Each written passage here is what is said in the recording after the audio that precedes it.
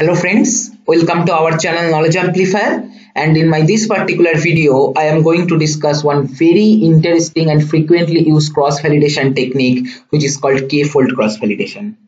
So in my previous video I have already discussed two different kinds of cross-validation technique. One which is simplest one is called hold out cross-validation, and another one which I have discussed is leave one out cross-validation. So a quick recap. So this hold out cross validation is simplest possible cross validation technique. Suppose this is my full data set. Now what we do in hold out method, we keep aside a small part of my actual data, that may be 30% or 20%. We call that particular data as validation set, and based on rest 70% or 80% of my data, we train our machine learning model, and that part which we kept aside, that is that particular small part of data, whatever 30% or 20%, which we have not used to train our machine learning model, using that we validate our model, right?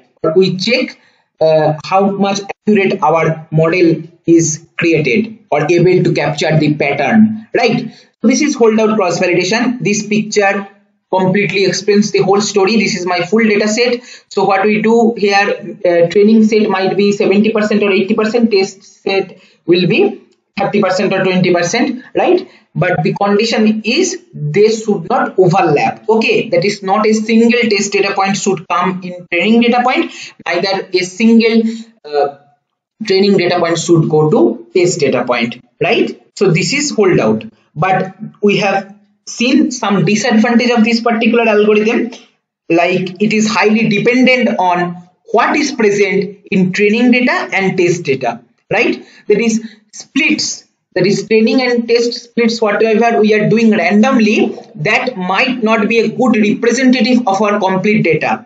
Like what I mean by this, that is, suppose certain category of my data which is having a certain pattern is highly present in training data, but very few amount of that pattern is present in my test data. That time this particular hold out cross validation will indicate that our machine learning model has very improper or less accuracy, right? So this kind of random splitting hold out method is not generalized. So what we have done next, we have used leave one out cross validation. So each time we trained our model using complete data except one data point which we left for validation, and that single data point we used for validating our machine learning model. Like that, suppose there are n data points.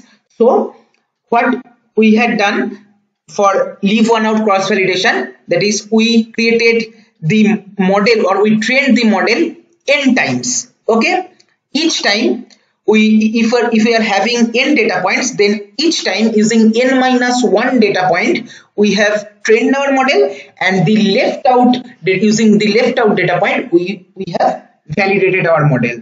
But what is the problem of leave one out cross validation? Obviously you can understand that if my data set size increases, that time it is very much computationally expensive, right? Although the accuracy, whatever we were getting using leave one out cross validation, that is, each time take one data point for validation and rest all data point for training, and based on that particular left out data point we validate, get the accuracy, and like this we implement for all the data points and take the average accuracy or score. Using this particular leave one out method, accuracy we might get as stable one compared to our hold out, but that is computationally expensive. So you just consider the trade-off. In hold out method, what problem we are facing? That it is simple, it is not computationally expensive, but the accuracy is not good, because it might happen that the splits are not good representative of my complete data. And if you consider leave one out cross validation, then accuracy we might get very good, but that is very much computationally expensive, especially if we are working in big data domain. Okay, and believe me, in big data domain widely this particular machine learning concepts are used in different projects. Okay, starting from Amazon recommendation system to Netflix movie recommendation or anything like that sort. Okay, so we have to go somewhat middle way. That is, we should take good property of holdout cross validation. That is models should not be highly computationally expensive, and we have to take good part of leave one out cross validation also. That is, accuracy should be stable. So for that, the new idea came, which is k-fold cross validation. So what it does, idea is very simple. Suppose this is my full data set. What we do, we split our whole data set into k equal subset. Okay, the k may be 5, 10. Okay, if k value is 10, then I will divide our whole data into 10 subset. Okay, each subset is called fold, right? And what we do, you train and test the model for k iteration. That is, k times you have to train and test the model. In the first iteration, so consider this scenario, I hope you can easily understand. So this particular saffron side data points or part of the data we are considering for training, and one particular fold we are using for testing. Okay, that is, in the first iteration, k minus 1 fold, actually total data is divided into k folds. So first k minus 1 folds we are using for training, and we are testing or validating our machine learning model using the last fold. Okay, we get one particular score. In the next iteration, what we do, we take different fold. Okay, that is, this particular another fold or another subset of k different subsets we consider for testing, and rest k minus 1 for training. We get another score. Then in the third iteration, what we do, we take another subset for testing and rest all the k minus 1 subsets for training. We get another score or another accuracy, right? Like this, if you keep on repeating, okay, for k iteration, because if there are k subsets, if you are using k fold cross validation, and if there are k subsets, that time what will happen, you have split your data into k parts. Okay, each time take one part for testing, rest k minus 1 for training. So how many times iteration will go? Obviously k times, right? Simple. And what will happen, you iterate for k times, each time you will be getting one score for each iteration. Then you take average of all these scores to get the final score of your machine learning model, and based on that we will conclude how much good our machine learning model is. This is how we validate our model. That is average of all the scores for k iterations. Okay, right? I hope you have understood. Now you might think, what k value we should choose, right? This is very much tricky part, because you can easily understand. Suppose you take very high value of k or large k, that means suppose k is suppose 100, so 100 small subset of my data will be created, right? And each time what we will do, we take one particular data for one particular subset of my data for testing, and rest 99 subsets for training. Like this we need to iterate 100 times, so it is computationally expensive. Okay, moreover, one more thing is happening. See, very important. Here let me write. So suppose I am having, suppose my whole data set size is 200. Okay, and I am taking a large value of k for k fold. 100 k value I am taking. So each subset will be having how much size? 2. Only 2 data points for each subset. Okay, that is basically each time I am going to use 198 data points for training and 2 data points for validation. Okay, so see, if you are taking large value of k, then the validation set size for each iteration is very small. Okay, that means for each iteration, whatever score you will be getting, that will not have much confidence, right? Because test set is very small, so you cannot generalize this validation result or accuracy for each iteration or average of accuracies of total iteration. Okay, Similarly, this is problem with high value of k. Now suppose you take very low value of k, that time what will happen? Suppose I am having my 200 data points and I am taking k value as 2.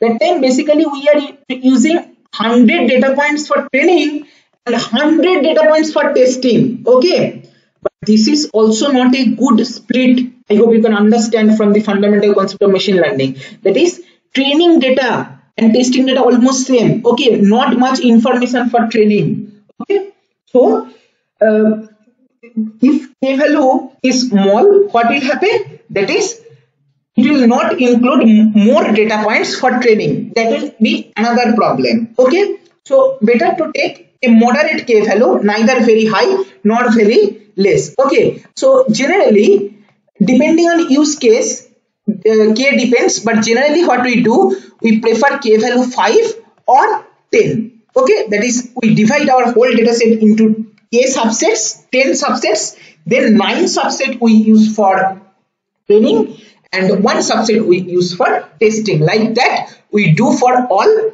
10 subsets. Okay, that is 10 times iteration we do. So this is the general way. Now let me discuss one very important point, that is how splitting will occur.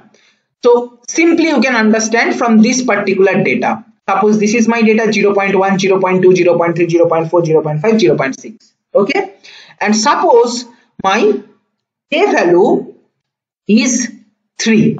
Okay, how many data points present? 1, 2, 3, 4, 5, 6.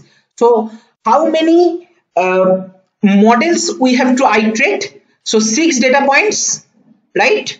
And let me write here, and I am taking k value as 3, right? So 3 times I have to create my model and test. Okay, now how this splitting will occur? Carefully understand.